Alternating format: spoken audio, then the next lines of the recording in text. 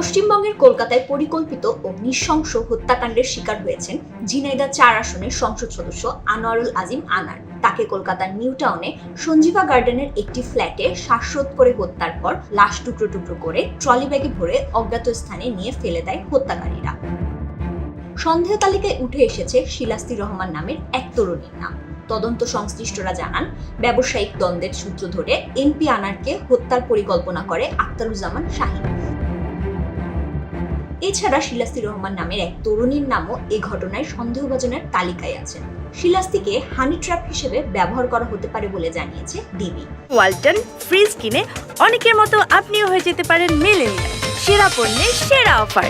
এরই মধ্যে শিলাস্তিকে আটক করে জিজ্ঞাসাবাদ করেছে ঢাকা মহানগর পুলিশের গোয়েন্দা বিভাগ। ডিবি সূত্রে বলেছে, শিলাস্তি রহমান এমপি আনার খুনের মূল পরিকল্পনাকারী আখতারুজ্জামান শাহীনের বান্ধবী। তার বিষয়ে বিস্তারিত জানতে তদন্ত অব্যাহত রয়েছে।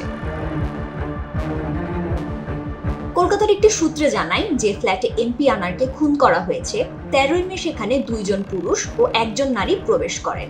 একদিন অবস্থানের পর ফ্ল্যাট থেকে বের হয়ে আসেন 1 নারী ও 1 পুরুষ।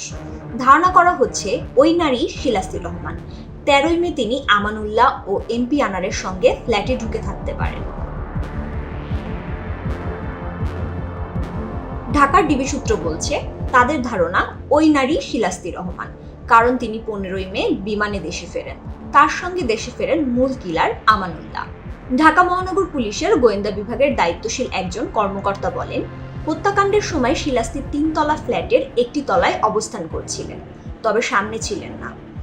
হত্যাকাণ্ড ঘটানোর পর তিনি নিচে নেমে আসেন, এরপর লাশ গুমে সহায়তা করেন।